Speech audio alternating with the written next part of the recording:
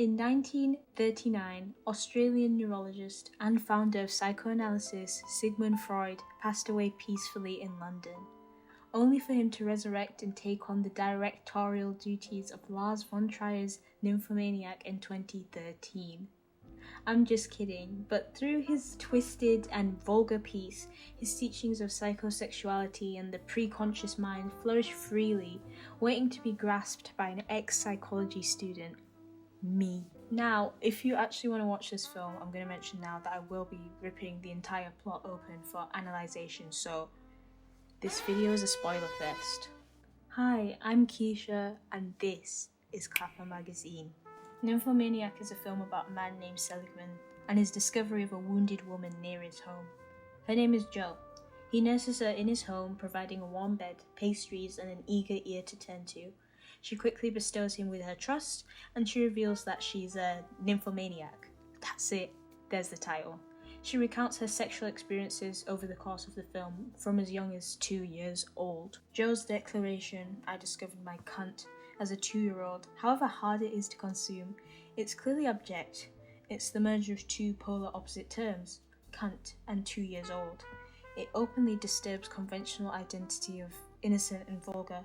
This state closely aligns with that of Freud's writings about the phallic stage, the discovery of the differences in genitals, and that pleasure can be derived from them.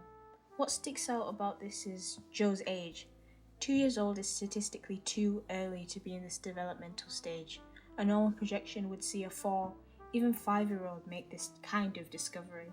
Aside from this, Jo makes reference to what can only be described as penis envy. She describes being young and climbing up the hanging ropes in PE class, letting it hang between her legs and experiencing a sensation. This envy is a stage in which girls preconsciously experience huge distress at the discovery that they do not have male anatomy. It's likely the sensation was one of relief or belonging, now that she regained a piece she thought she was missing. Fast forward to a much older Jo, who seems to be unable to shake the shackle that is virginity. Well, she finds a quick way to lose it. Her desire to no longer be virginal and discard of such a sacred moment in time can be seen as a flaw in her development in the anal stage.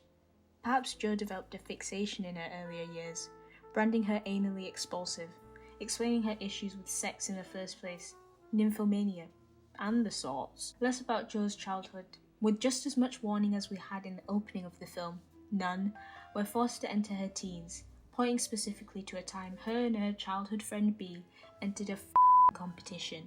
Oops, forgot I was on YouTube. I meant a cuddle competition with strangers on the train, and we can't forget the bag of chocolate buttons for operant conditioning, just as the doctor ordered. Seligman goes on to compare nymphomania to nature, and states that in the same vein that a fisherman reads the river, Jo and B were able to pull their prey in carriages. Can't put that on your Tinder profile, can you? The train sequence is one that really stands out to me in terms of deeper meaning. The whole duration of Jo and B's experience, picking her prey and devouring them in order to win the grand trophy, chocolate, which mind you is the ultimate aphrodisiac, and in that quantity, we're talking 24 hours. The concept is not only animalistic, but it's intensely vulgar in its literal sense. Spectators like me and you are invited to take part in this vulgar voyeurism of tween to teen female development. The tracking shots placed behind the duo in this tightly packed carriageway conjures feelings of restriction. We mustn't look away. Lars von Trier, and Freud in spirit, wants us to feel what we're trying to avoid feeling. Disgust. But why are you disgusted? Intrigue. How dare you feel intrigued? Aroused. What about this makes you excited? And that punctuates the genital stage. Corruption of youth is a highly present theme with Jo, specifically self-corruption. Though she engages in lustful, thoughtless acts with what she later describes as 7 to 8 men a night, she is in control. Well, as much as society allows a woman to own her sex life, Jo is able to do so. Societal standards play a large part in Jo's choice to degrade herself or push intimacy as an amenity to anyone who holds enough eye contact. Early hookup culture in the 90s, 2000s and beyond was slowly being popularized due to the emergence of sex icon stars and the lack of censorship online. Nymphomania was normalized, but not yet categorized as such with its taboo connotations. Back to the animal comparisons, I invite you to have a closer look at Joe's prey, the men. Notice how their acting is often one layer, bland, and how their performances pale in comparison to the feminine. The predators, Joe and B. This could be because all men are trash, or it could be literally how Joe sees them, as pawns on her chessboard, or steps on her ladder, to the top, to satisfaction. Jerome.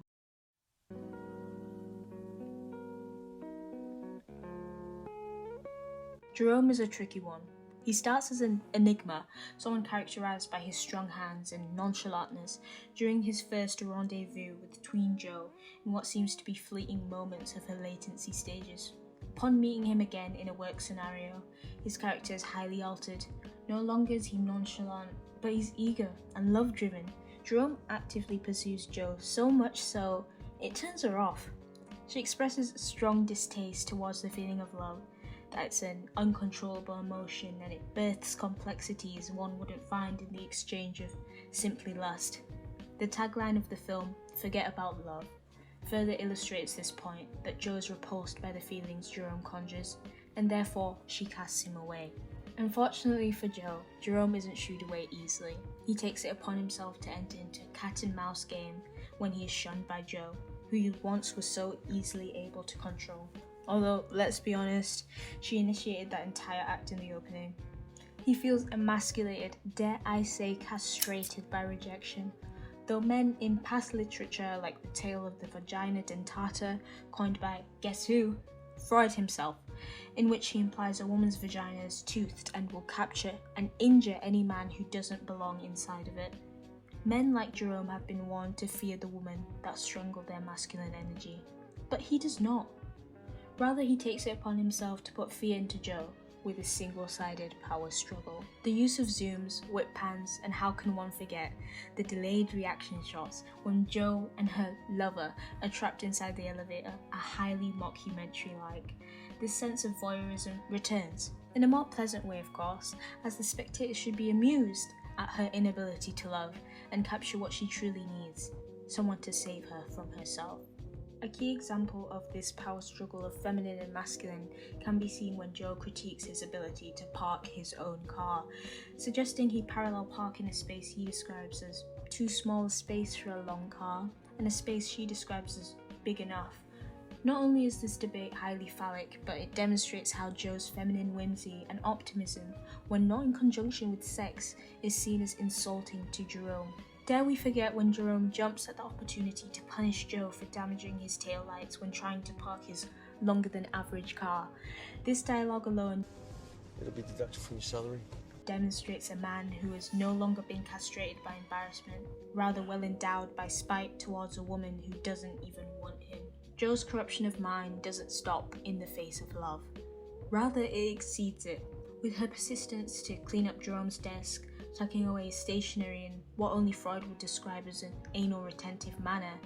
We previously spoke about Joe's experience on the anal expulsive and retentive spectrum, and now we're encouraged to notice Jerome creates a shift in her nature and almost alleviates her of her previous psychosexual stage fixations. We're encouraged to notice that Joe is cured by Jerome.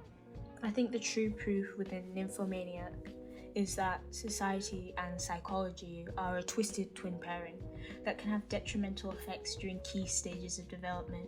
We see a spin on the fatherless and promiscuous daughter, seeing that Joe does deeply adore her father and in fact casts away her mother as a cold bitch.